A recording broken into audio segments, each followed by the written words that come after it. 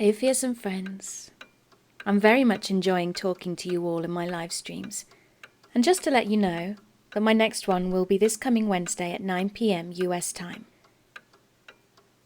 Now, it's Sunday night and the creeps are out, so sit back, relax, and get cozy, comfy, warm, because it's time to let your nightmares in.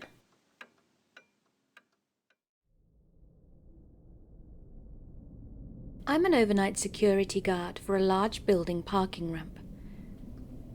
It's generally really a quiet job with a lot of free time, but occasionally I do have to kick out some homeless people. It's a horrible part of the job, and I do my best to direct them to the next safest place to sleep. Most people are understanding, as they unfortunately go through this a lot. If anything, they want to vent, and I try to be an open ear. Our protocol is to ask them to leave. Then if they don't, tell them to leave. And if all else fails, we have to contact the police. I've only once gotten to that last step. It's important to note my general routine at work. I sit in a shack in the parking ramp for an hour. Then I go for a walk around the building, and then back to the shack. The doors are all locked, but there's an entryway with an ATM that's open 24/7. This is usually where I find people looking for a place to sleep. For more context, I'm a smaller woman and unarmed. On this night, there was a woman trying to sleep by the ATM. I followed protocol, and after the first 2 warnings, I had to contact police. She yelled at me, which is out of the normal, but understandable considering her position. It must be frustrating being constantly kicked out of every semi-safe place. The police arrived, and because I was a little scared, I always am, I watched from inside the building, out of view, to make sure they got her out. If she was yelling at me, she was full on screaming at them. And this went on for about half an hour before she left the building. Unfortunately, that's all the cops are required to do, so she made her way to the bus stop right outside.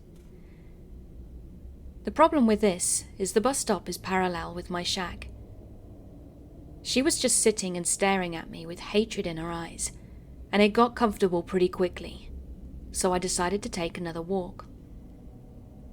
When I was passing the door that led out to my shack, I decided to take a peek out of the little door window. I don't usually do this, but I felt uneasy knowing she was probably still in the area, and it's a good thing I did. I could just barely see it, but behind my shack, I saw the slightest wobble. There she was, hiding right behind my shack.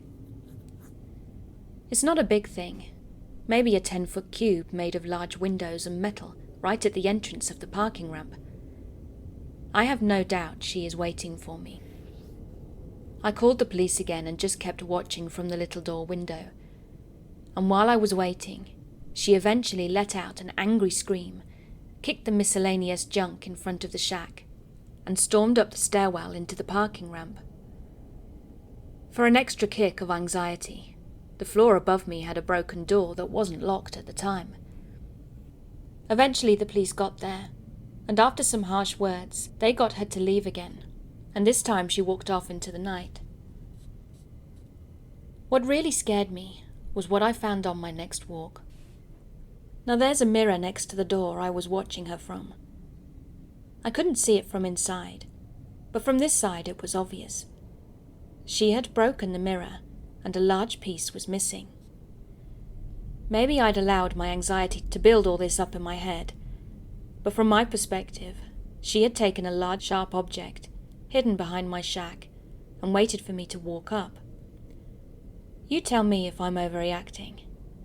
But to my nameless potential assailant, I wish you better times and a bed to sleep in, but I also hope I never see you again.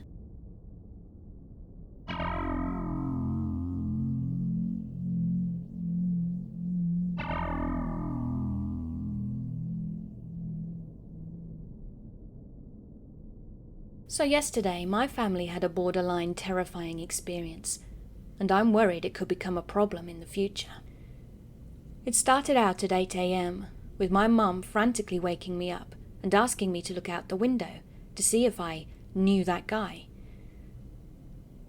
Looking out, I could see a man, maybe late 30s, pacing, looking at our house, and with a scowl on his face. No, I'd never seen him before. Apparently he'd come up to the front door, which my dad answered, and the guy boomed, "Where's Mike?" Now my name is Michael, and I often go by Mike. The guy seemed aggressive, and my dad had the door open only an inch. "What?" my dad replied. The guy explained that he had worked with Mike and his dad earlier, and he had had an accident of some sort, and that he needed to see Mike now. Instead of acting confused and saying that the guy had the wrong house, my dad said, "He hasn't even woken up yet. You must have the wrong Mike." The guy responded, "I need to look it up." And he walked away from the door and started pacing while using his cell phone. This is when my mum woke me up. When I told her that I didn't know the guy, she called the police, as he seemed really aggressive and possibly mentally ill. When the cops showed up, they talked to the guy and called the EMS, since he seemed to be out of his mind. They asked him to call his dad to pick him up, and he started talking to his phone for a while, but they soon realized he wasn't actually talking to anyone. Finally, EMS showed up and used his phone to call his dad, who turned out to be a really nice old man, and informed us that the guy had paranoid schizophrenia. He refused care and to take meds though, so there really wasn't much they could do. His dad ended up giving him a ride, but he still lives in some apartments around a block away. The police made a trespassing warrant, so if he does it again he will be arrested, but I'm not confident that he won't be back. We still aren't sure how he knew mine and my dad's name though. I couldn't find any profiles on him on social media, and the whole thing was really weird and creepy. Let me know what you think.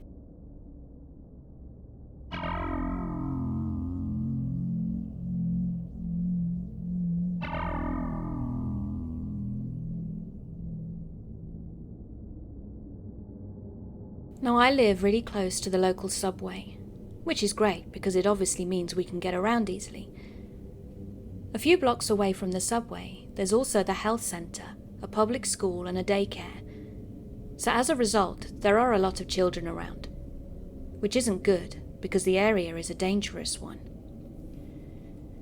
Now a few years ago, I used to study at the school near the health centre, so I'd take this street regularly with my colleagues.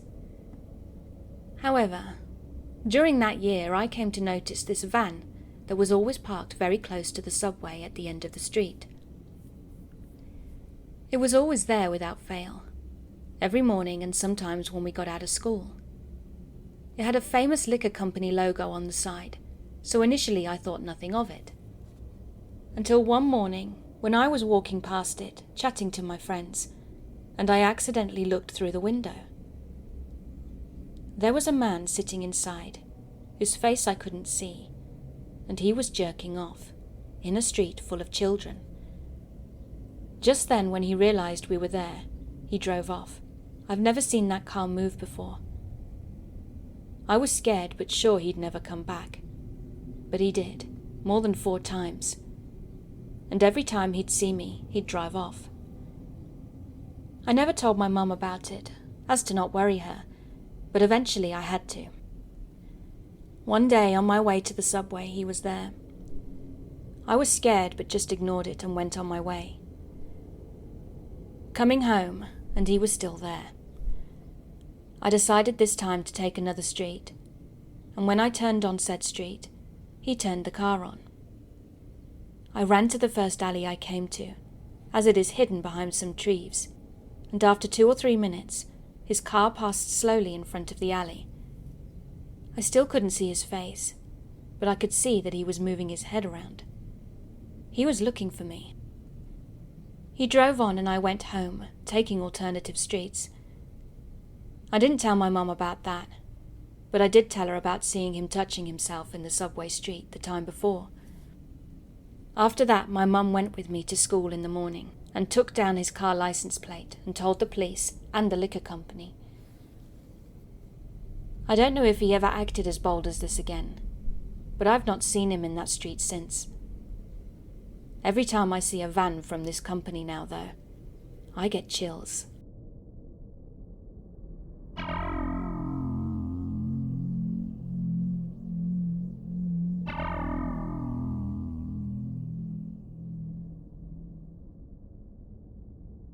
This story is so cliché and ridiculous that no one ever believes it's real, except for the people that were there. It was Halloween 2012, my senior year of high school. I went to a Catholic school, so we always had the day off after Halloween, because it's considered a church holy day. So my friends were game to start our weekend early. On nights where we didn't go to the parties, we usually did the same thing together. We'd sit on my front steps for a couple of hours and joke around. Then we would walk the neighborhood and usually end up at this crappy pizza place across town because the prices were so low. Since a few of us had recently broken up with our girlfriends, we weren't in much of a party mood, so we did our usual. It was around 10:30 at night, and the pizza joint was closing up. There were 3 of us, me, my friend Pat, and my friend Jack. We finished our food, refilled our drinks, and headed out to get back to my house. On the way, we had to cross this large mall parking lot that's about 4 football fields long and 2 wide. I should mention at this point that we weren't dumb, naive kids. We'd all grown up in the city and had had our fair share of urban experiences. All 3 of us were pretty streetwise and were competent out on the street by ourselves. But we experienced something that night that we were totally unprepared for. So we were walking through this parking lot, and it was absolutely desolate, not a soul in sight, when suddenly we saw a white tradesman van creeping slowly behind us about 100 yards back. I know, the old white van cliché, but I swear this is a real story. I pointed it out to my friends and we picked up our pace. We popped the collars on our jackets and hunched our shoulders to make us seem a bit bigger than we were, and in an instant the van sped up and cut off our path. Everything in that van was pitch black, so we couldn't see any people. And that was when someone called out in a non-threatening voice, "Hey man, happy Halloween! You guys like Halloween?" Despite the jovial manner in which this was said, a van doesn't cut you off in a parking lot unless it had bad intentions. We had nowhere to go. We could run, but they're in a van. They would catch up to us easily, and we'd have to turn our backs to them. He said again, "Hey man, you guys like Halloween?" I responded, trying to sound tough. "Yeah, but it's over now. So we're heading home and you're in our way." "Nah, dude, Halloween ain't over. We still got tons of candy in here." The tone suddenly shifted and we still couldn't see anyone in the van. The 3 of us puffed out our chests and got ready for a fight. After a brief silence that felt like it dragged on for hours, Jack cuts the tension by sternly saying, "Listen, dickhead, I don't know what you think you're about to do, but if you don't leave, we're going to kick your ass." Once he'd said that, the back door of the van swung open, and 2 very tall men stepped out. They had black suits with black leather gloves, and were well built and strong looking. But the most menacing thing was that they were both wearing these cheap Mitt Romney masks. That's when we realized this wasn't a Halloween prank. At that moment, all 3 of us went to take off, but the van started driving circles around us. There was no place for us to go. We had no idea how we were going to get out of this situation, and I have no idea what these guys were planning to do with 3 18-year-old men. But they seemed like they knew what they were doing. We were all getting ready for the fight of our lives, but then the van stopped, and it looked like they were about to make their move. This was it. I mentioned that there was 3 of us that night. It was at this moment that my other friend, Pat, the one that had stayed silent until this point, leaned into both of us and quietly said, this is a Hail Mary, but get ready to run when I say go, alright? He then picked up one of our sodas and threw it with all his might at the driver's side window. The window was open, and the cup miraculously connected with the driver's head. Pat then screamed run, and we took off across the parking lot. The van squealed off in the other direction, and we hurried our asses home. Jack and I were both confused as to why a simple cup of soda got them to give up on their plans. Then we found out what had actually happened. Whilst we were panicking, Pat kept his cool. He'd nonchalantly dumped out his drink and slipped a big-ass rock into his cup. Then he waited for the right moment. The driver, thinking that this kid had just thrown a drink at him, wound up getting pegged in the head with a rock. It probably knocked him out cold, or at least bought us enough time to put some distance between us. All that was left after that was pulling off a miracle and getting the rock to hit. Maybe a guardian angel, or God himself, took care of that. I'm still amazed by it. But the moral of the story, kids, don't panic when you're in a tight spot. If you lose your cool, you lose the fight.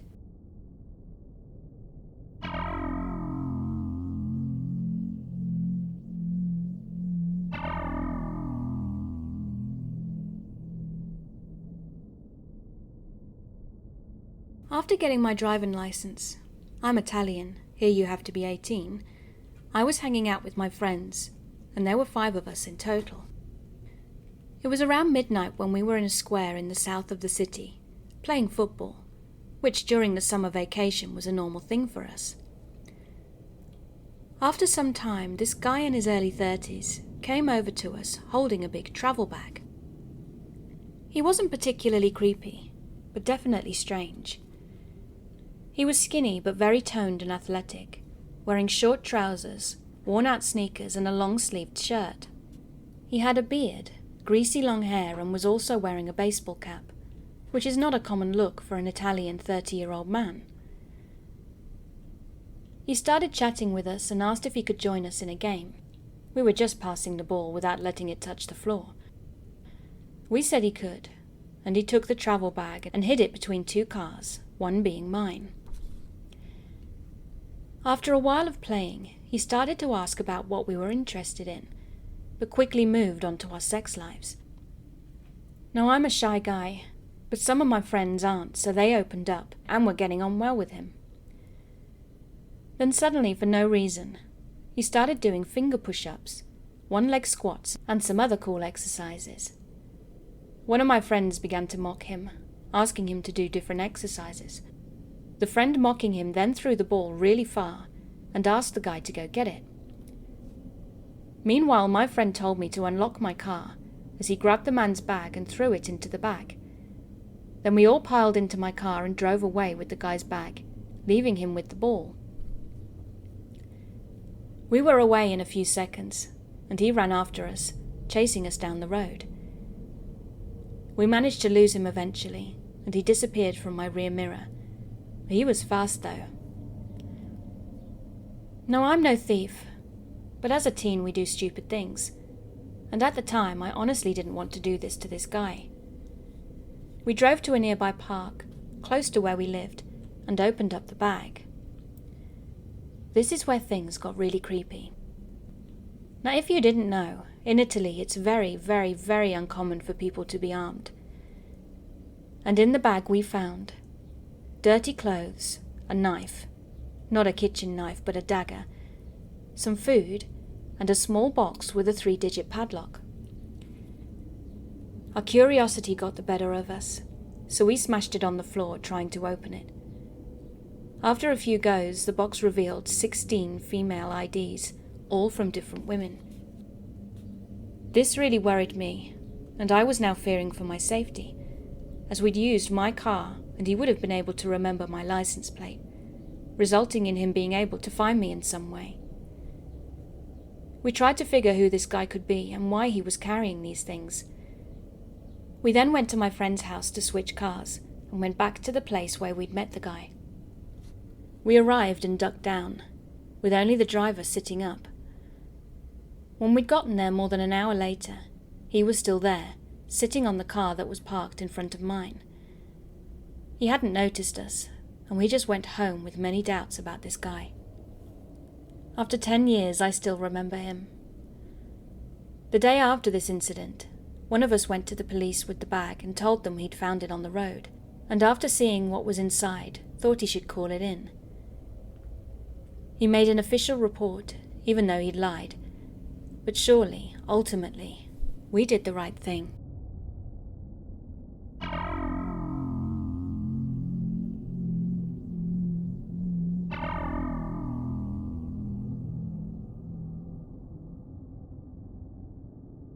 I was about 20 or 21 at the time of this incident.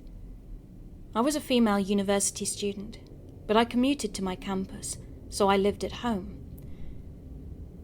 A good friend of mine went to the same school, so we stayed close into our adulthood. She had recently started working out at a branch of a popular chain of gyms that was nearby, and she asked me to be her gym buddy. I was more than happy to, and I started joining her. Whenever we went, we had our little routine: weights, cardio, and then to the pool. This gym had a great pool for laps, but of course you had to shower before you got in, especially after working up a sweat doing other exercises. The locker room connected to the main section of the complex to the pool area, and it had little cubicles to shower off in. We used these showers all of the time without a second thought. This building had been around for a long time. Before it was this particular gym, it was another gym from a different company, and so on. The place wasn't exactly modern or renovated, and in some areas the showers in particular were pretty dilapidated. Some of the tiles were cracked or had fallen off completely. One day the stall I was in was missing tiles all around the handles, but I didn't pay much attention to it. I figured it was only pipework back there. But that day I got an odd feeling, so I bent down to look through the hole in the shower wall. Lo and behold, there was a pair of eyes staring straight back at me. I could tell it was a man, maybe middle-aged, and even staring directly at him. Having caught him peeping, he just kept staring. He never looked away, his gaze animalistic and intent. The hole went straight through to another room, presumably the showers in the men's locker room. I turned the shower head so that I could hide in the corner and finish up out of his line of sight, and I promptly reported it to the staff. They went looking for him in the men's lockers, but never found the culprit. I jogged my memory, trying to recall if any particular person had been watching me in the gym that day, but it could have been any one of a dozen or so men I casually worked out next to, in the same room, none the wiser. Within only a couple of days, the staff had patched up all the shower walls, so I'm glad it won't happen to any other unsuspecting girls.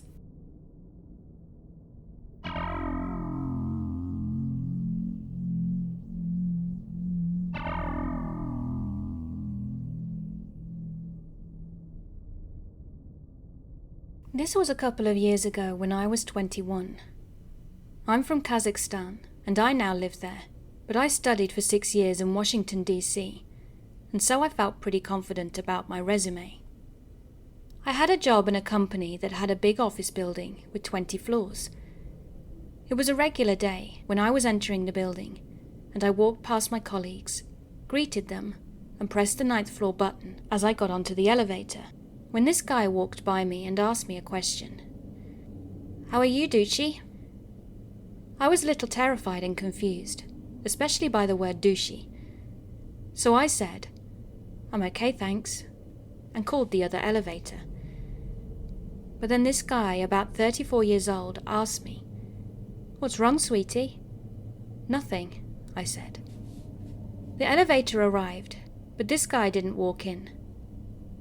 I felt awkward, so I walked in first, and then the guy came in as well. The doors closed and we went up silently, until I heard a weird, loud sound. I could feel that we'd stopped moving, so I pressed the yellow support button, but it didn't quite work. "What happened?" the guy asked. I don't know. I've no idea. We stood there for 5 minutes until he asked me. So what's your name, sweetheart? Eric. Oh, I'm Nyozan. Nice to meet you. How's life, Eric? Pretty good. Are you married? He asked. No, but hopefully soon to be. Where does your family live? They live in a town not too far away from here. Only my brother moved out. Interesting. You know, my wife passed away not too long ago.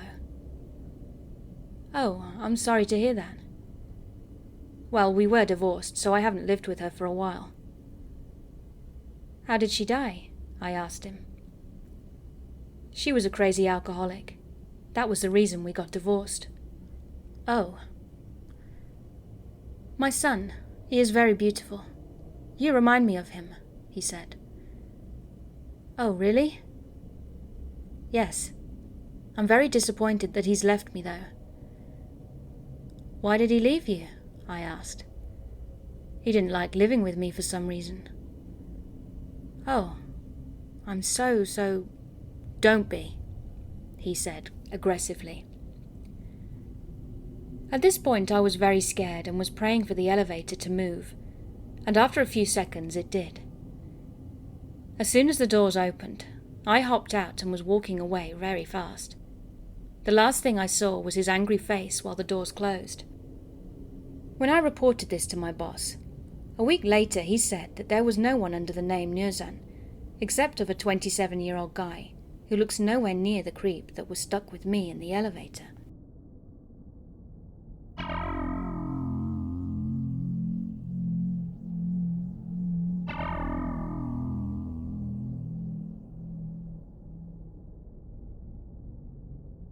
Now I live in an apartment complex with my boyfriend and our dogs that is at the very end of a street, right outside my college campus.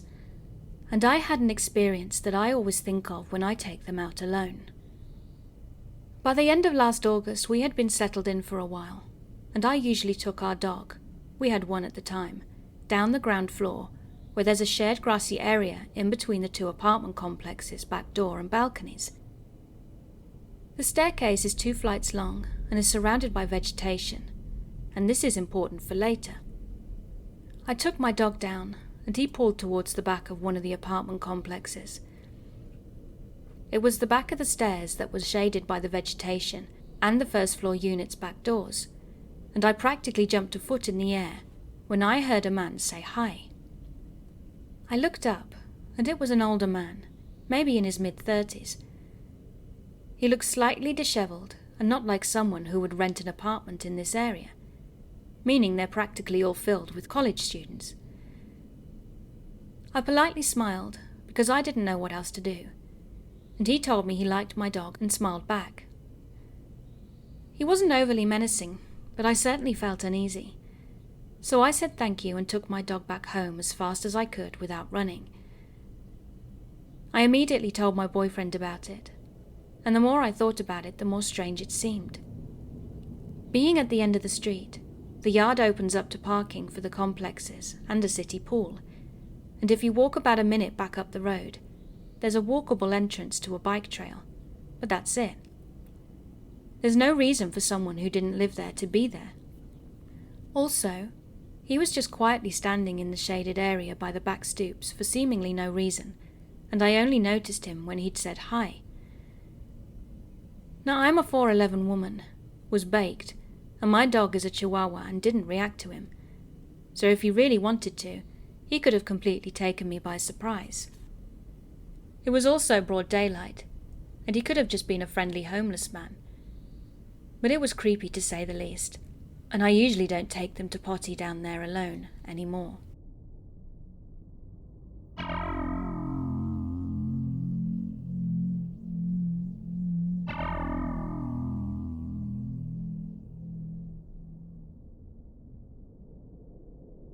A couple of years ago, me and 3 friends went to a cross-country summer camp that took place at a fancy private boarding school. I was 16 at the time, and my 3 friends were 17, and we were in the same dorm room. Every 2 rooms were connected by the bathroom, so every 8 shared a bathroom. The boys were on the ground floor, and the girls, us, were upstairs. One day after our morning run, me and one of my friends, Emma, went back to our dorm. The other 2 stayed out, and so did the 4 girls in the room next to us. And I know this for a fact because they were all going to play soccer together, and they left their side of the bathroom door open so I could see no one was in there. Emma and I got changed and then sat on our beds and talked for about an hour. Then we started laughing about something, and a couple of seconds in, I heard a deep man's voice, laughing with us. I immediately stopped laughing, and so did Emma. We looked at each other silently for about a minute, and I felt like I was frozen. Then I said, "Let's go get some lunch," or something like it, and we grabbed our stuff and left. I thought about it, but was too scared to look in the closet as we left. We told my coach, he was a counsellor too, and then when we got back, one of the women counsellors helped us look around, but we didn't find anything. Nothing had been stolen or seemed like it was moved, and we have no idea what happened, but we both definitely heard it. Now here's what I think happened. Our room was right next to the emergency staircase. The boys weren't allowed upstairs, so the counsellors guarded the main staircase, but not the emergency one. We also didn't lock our doors since we were constantly going in and out. So I think 1 or 2 of the boys came back from their run before everyone else and had thought it would be funny to sneak into a girl's room. They went up the emergency stairs since there were no counsellors around and went into the first room they saw, which would have been ours. They probably then hid in the closet and watched us change before scaring us.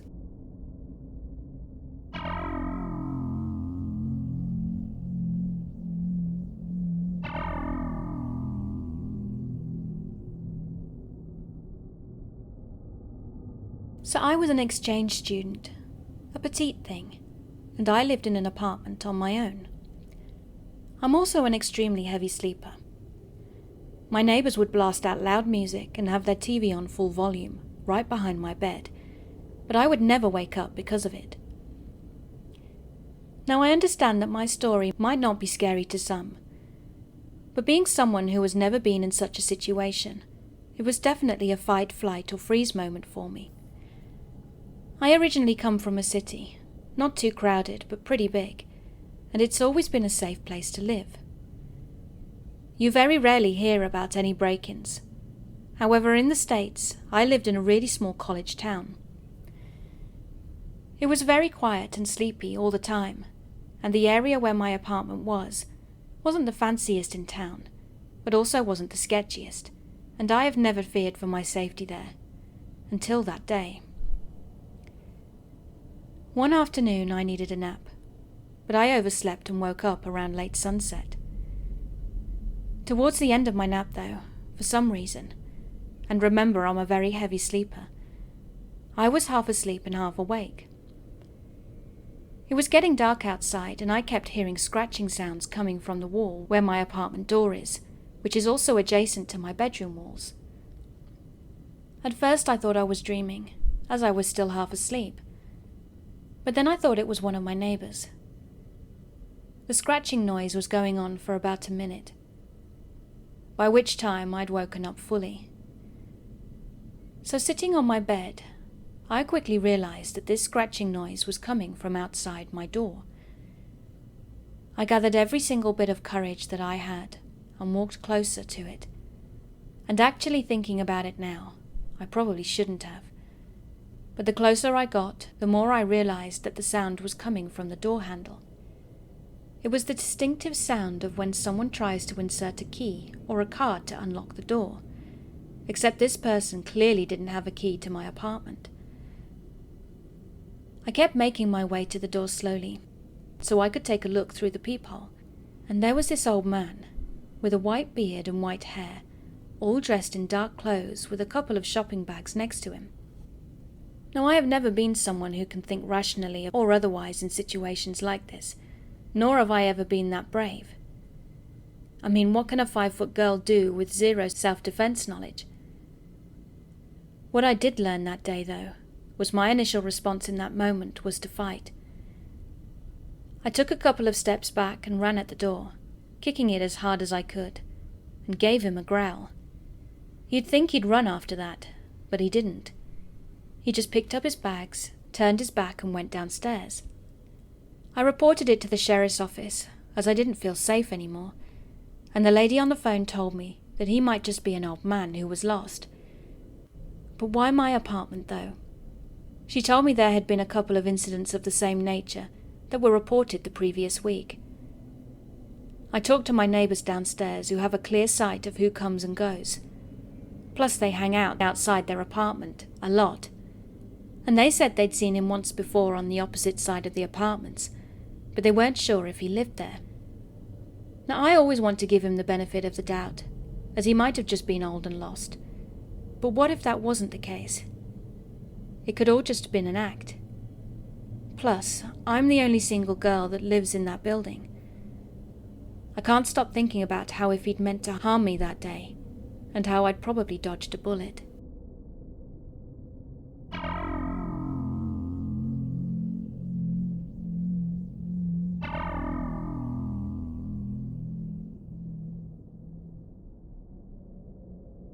Let me preface this by saying I am not the most observant human in the world. I'm usually in my own little world, and busy planning the rest of my day before I have a chance to enjoy the moment I'm currently in. I am actively working on this, because I am aware it makes me an easy target. Not to mention it makes enjoying life to its fullest impossible. Anyway, I don't live in the best part of town. Certainly not the worst. But we have our share of shootings, stabbings, and drug-related issues. But that said, I feel pretty safe in my apartment complex, as we are in a little nook off a main road, and all of us neighbours know and watch out for each other. To be honest, we are a pretty good little community. A couple of weeks ago, I came home from work, and as I pulled into my parking space, a woman who I had never seen before approached my car. I was pretty caught off guard. I don't like people approaching me. Hell, I don't particularly like people and talking to them. But she started saying she needed a ride, and she needed to go to a storage unit just down the road. At this point, my mind was racing, trying to even think of a storage unit nearby. I was kinda doing the thing my poor deaf grandmom does when she smiles and nods, while this girl was talking about needing to take stuff to her storage unit, and that she was pregnant. But I had no clue who the hell she was. I'd just gotten home, and I have to take my dog out, and I have things I need to do. That is literally all that is going through my head, because I had my afternoon planned out, and now this lady is talking at me, and I'm getting stressed, because I have a hard time telling people no, because I'm terrified of disappointing them. But the next thing I know, a loud, deep voice snapped me from my mini internal freakout. "You doing all right, Haley?" Thank God our property manager had been watching and saw that I was looking uncomfortable. He informed her that she and her friends, who I had not even noticed were hiding between buildings near the main entrance, needed to leave immediately. So I wonder what would have happened had I let this girl in my car. Would it have been a totally normal good deed? Or would I have gotten carjacked and ended up getting myself killed? I don't know. But the fact I didn't pay attention in my own backyard, and noticed that there was a group of 5 people that didn't belong, just blending in, gives me the willies. So the moral of the story is I need to pay better attention and get worked up over the right things.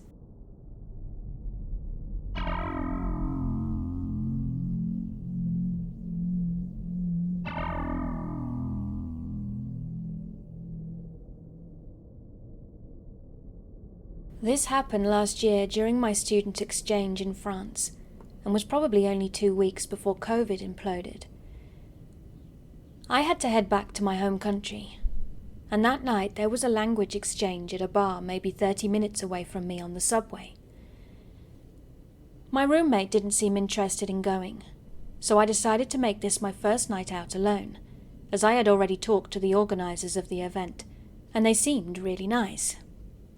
Plus the subway in Paris on Fridays closes at around 1:30 a.m, so I knew I had time to go, meet people and get home relatively safely. I got there maybe half an hour late, got my little flag stickers that indicated the languages I spoke, and headed into the crowd to try to talk to people. Everything was pleasant. I made friends with a group of guys, and we made good small talk for a solid hour. After a while, the group decided to split and try to find others to actually exchange languages with, since we were all speaking English at this point. I headed over to the bar to get myself a drink, where a group of what I can only describe as chavs, but French, started annoying me about the flag on my shirt, a Chilean flag. They threw everything out there. Is it in Africa, or is it Colombia?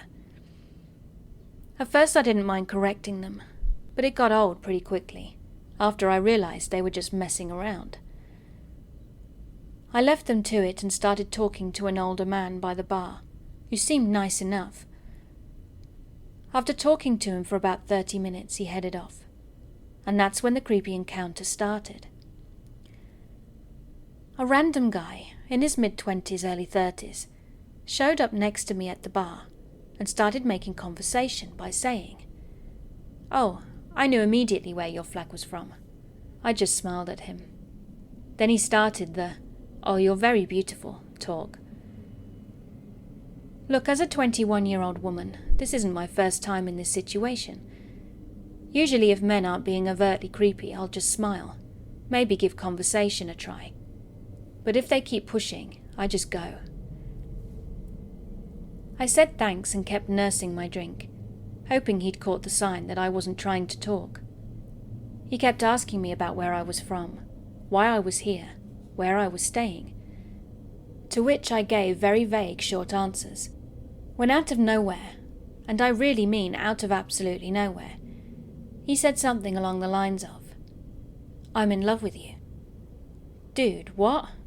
I've directed maybe 20 words in total to this man, and I'm getting a full love confession. I let out a laugh that was half nerves, half, "Are you kidding me?" And at this point he's forcing eye contact, really intense eye contact. I tried everything. I'm not interested. I'm in a relationship. I even headed towards my last resort, which was saying that I was a lesbian. Which is true, but he would not budge. He said, "Oh, I respect that. It's not your fault." "What, that I'm a lesbian?" And he kept on going with what I consider to be the creepiest part. "I want to do romantic things with you," he said. "Excuse me, you what?" This set me off on that negative gut feeling. It's one of those phrases that is just off enough that your brain goes, "Huh?" Not dinner, not a date, not something just romantic. Well, I wasn't about to find out what it meant. I put on my full bitch face that said, "Look, I know you're just trying to be nice, but I'm not interested, and I am in a committed relationship." I got up and he tried to touch my arm, to which I immediately flinched and shot daggers at him. "I just think you're beautiful. I want to marry you someday, maybe have kids. You have beautiful eyes." Thankfully the bar had cleared out some, and I was able to cross the floor and grab my parka. He kept saying things behind me, like, "I just want to try romantic things." I then grabbed a random non-creepy man that I had talked to that night, who was just leaving, and said, "Are you walking to the subway?" And I went with him. My recently professed suitor followed us. I remember him perfectly wearing a tan waterproof jacket, standing right outside the bar door looking at me. The guy I was walking with was going in the complete opposite direction of the subway line, but I wasn't about to risk going down to my own line alone and waiting. It was past midnight, so trains took slightly longer to arrive. Most train stations have an option to switch directions if you mess up, without paying again. So I figured I'd go down with my bodyguard of sorts, make him stand with me near the direction change, and if I saw the creep coming, I'd book it and pray a car came in time. We had an app that showed estimated arrival times. It was just my luck that that specific station was undergoing repairs, and it was either get your direction right on the first try or perish. No direction change in sight. So I did what I, in my 2 mojito fight or flight mode, had to do. I ran back up the stairs and tried to pay again, except the card I used was one of those cards that once you scan, you can't use again within 5 minutes. I wasn't going to wait that long, and I could hear someone coming down the subway stairs. Paris subway has turnstiles, but it also has doors that only open once you scan. So I sucked in my breath as much as I could, went under the turnstile and squeezed through the tiny space between the door. I have no idea how I made it past with my parka on. Adrenaline is one hell of a drug. I had just managed to make it downstairs when the train was arriving, but as I turned around I saw him on the sort of bridge area overlooking the train tracks. I managed to growl out my biggest, meanest no. He then said something like, "I want to grow old with you. Give me your number." The train doors opened and I walked inside, backwards, making eye contact and saying no again. Luckily, that's just about one of the most universal words out there. I'm thankful to the Friday night 1 a.m. Paris subway crowd. They all seemed confused, but they had the right spirit. A couple of girls waved me over so I could stand with them until the door closed, and they went with me until I had to change lines. I felt safer on the 2-minute walk from the subway to my apartment than near that guy, and my neighborhood was kind of known for being a big crack hotspot. At least the crackheads left me alone. So if anyone takes something away from this, just be mean. Be rude as hell. I tried being mean a little too late, and got one of the creepiest love confessions of my life. A stalker into the subway, and a story to tell on here.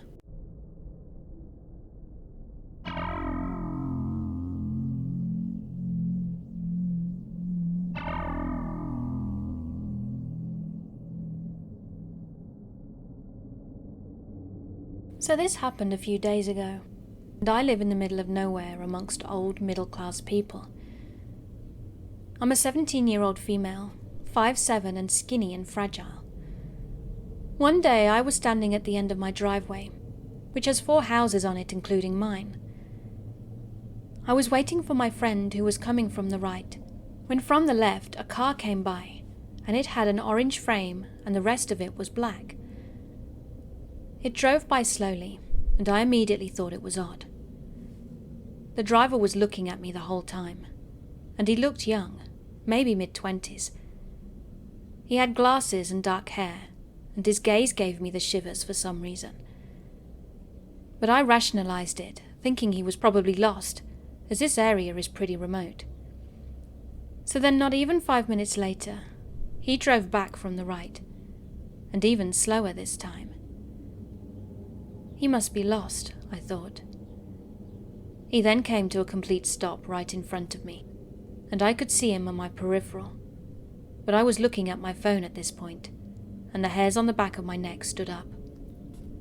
I looked up, expecting him to ask for directions or something, but then he just slammed the door.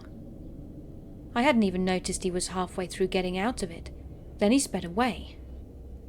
What the hell? He then came back from the left again, driving slowly, and now I was really confused. I had that gut feeling you get when you know you just need to get away, but I couldn't miss my bus to college. I called my friend at this point and told him to hurry up and told him about the car. Then my friend's voice went serious as he cut me off mid-sentence and said, "Hide. It's coming back your way." My friend was close by at this point, so I ran into my neighbor's driveway. And I kid you not, this guy drove slowly around the corner and came up my drive. He slowed down near me, but as my friend walked around the corner and I ran to him, the guy just drove to the top stopped the car and turned off the lights. I didn't stay to find out what happened after that, as my friend and I ran a little way up the road and walked to the bus stop without seeing him again. It's been about a week since this happened, and I thankfully haven't seen him. I asked my neighbours if they knew anyone who had that car, or looked like him, but they didn't. I'm so confused as to what happened, but I suppose I can rationalise it as him being lost. Does anyone have any other reasonable explanations?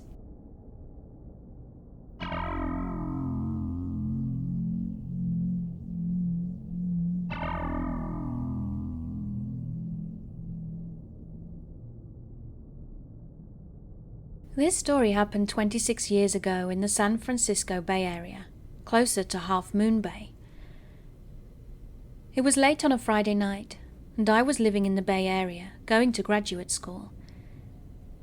It had been a busy week, and my roommates had all decided to go out clubbing, but I decided that I was going to stay home and relax. It was probably around 10 or 11, too late to really do anything fun, but I decided I would drive over to the ocean on a whim. I was living in Castro Valley and had been to Half Moon Bay a few times before, so I drove about an hour and a half away to get there. I just wanted to take a night walk on the beach for a little while and chill out. By the time I'd arrived, it was getting pretty late, midnight or 1 a.m, I'm not sure. But what I didn't realise was that they lock the parking lots, so you can't drive down on the beach at night. So I headed south on Highway 1, and I passed a few other pullouts, but they had locked gates too. I then took a turn up a hill, where there was a dirt pullout, and I think that I can hike back down the hill directly to the beach, as it was only a couple 100 yards below.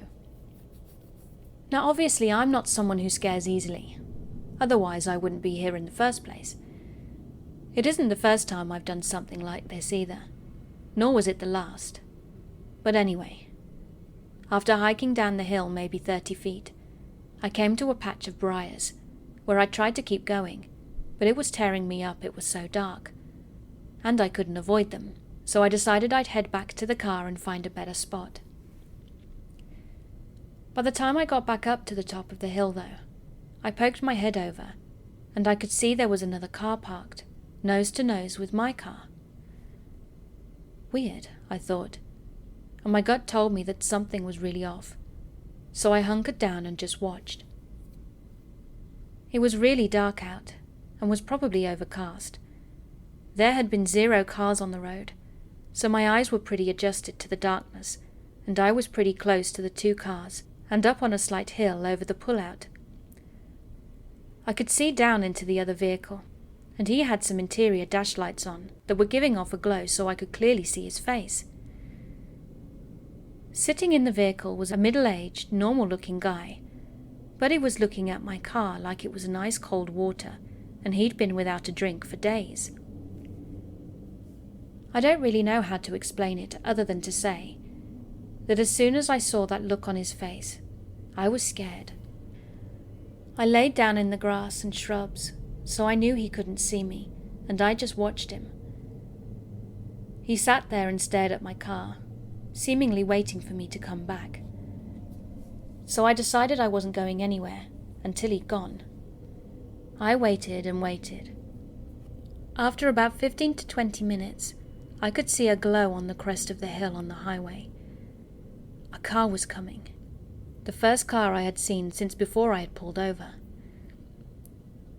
Now anyone that has driven this road knows that if you are behind someone going slowly, you're pretty much stuck behind them for a while, so this can lead to tailbacks. And that is exactly what started coming over the hill. It was car after car, and as they came over the hill, their headlights lit up the whole area. I quickly jumped up, ran to my car, opened it up, and as I jumped in and started it up, I saw the guy's face up close, and it was a look of anger like I've never seen before. I was able to pull out and be the last car in the procession as we made our way back to Half Moon Bay.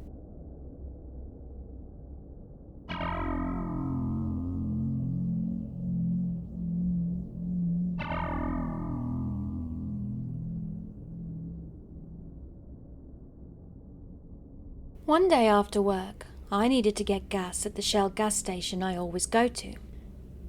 It was still daylight, and the station is on a busy street across from a large grocery store, and I noticed that I was the only person in the parking lot, and there were no other vehicles anywhere.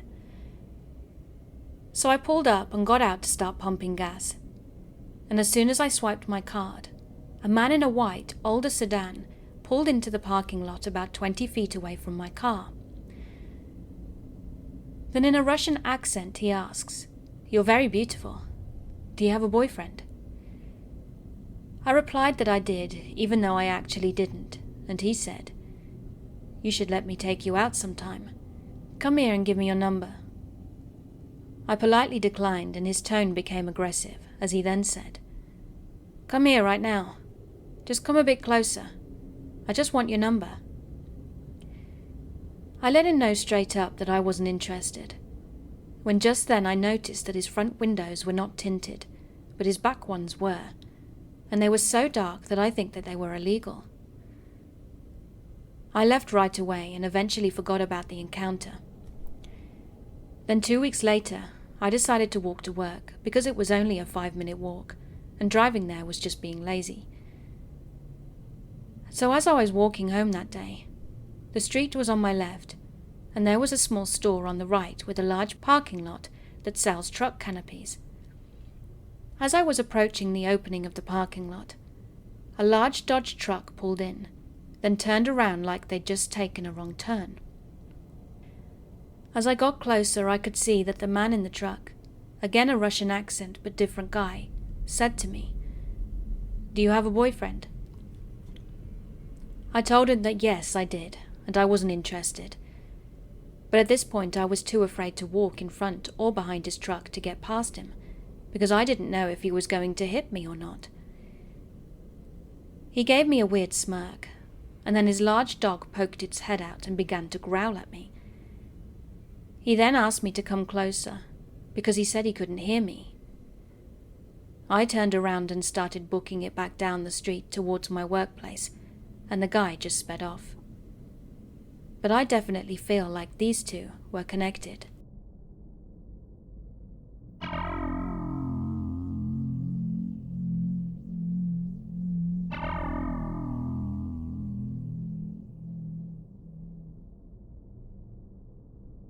So this story happened around 10 years ago, when I was still a university student and a pretty naive girl. I had a late class, and afterwards I hung out with my friends for a while. Soon I started feeling sleepy, so I decided to walk home. Now, being very socially awkward, I tried to avoid the main streets because it was full of people, so last minute I took a different route from the usual one. As I made my turn to the left, I got an overwhelmingly eerie feeling in my gut. I brushed it off since I was walking in a familiar neighborhood not too far from where I lived, and I was thinking that I noticed the shadow of a tall man behind me. My first instinct was to change course, but I didn't want to be judged as weird. Trust me, I know now. Also, another guy further down the road was walking the same direction as me. The shadow behind me kept growing as he was coming closer, and his pace kept getting quicker and louder. My heart was beating like a drum. This went on for an uncomfortable amount of time, when suddenly the steps stopped. I decided I was going to turn around and look, but before I could react, I felt a strong shove from behind. As I stood there frozen in shock, the man sprinted past me. The other guy, who was walking in the distance, turned around, came to me and asked, "Hey, did that other guy bother you?" That seemed suspicious, since he wasn't even looking my way. "How would you know?" "Nothing happened," I replied. My brain was screaming danger. He started following me, saying things like, "You look like you need my help," and "We should get to know each other." "Go away, I don't need you. Leave me alone," I said, trying to get this guy off my back. I was so scared and needed to think fast. My first thought was calling a guy to scare him off. My boyfriend at the time would always reply to my calls 3 hours late, at best, so reaching him was not an option. My best friend, I thought to myself. She'll answer for sure. As I called her, the guy started getting agitated. "Hey baby, when are you coming?" I happily yelled. The guy sarcastically asked if my boyfriend was going to come to beat him up. I looked him dead in the eye and replied, "He's going to beat the crap out of both of us when he gets here if you don't leave right now." I think that must have scared him, because he started backing off. What made things even creepier, though, was that he went the direction the tall guy had run towards. When he left, I ran home and cried. I didn't take that route for a long time, and I feel like this was all choreographed against me, but I was lucky enough to overcome it. If it had been later in the night, though, who knows?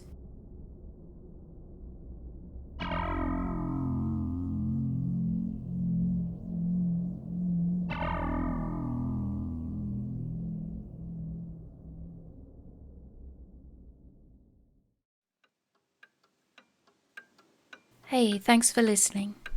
I hope you enjoyed my video. And if you did, could you please give me virtual hugs by subscribing and clicking that notifications button. I also have a Patreon page and YouTube channel membership if you'd like to support me further. Thank you again for being here.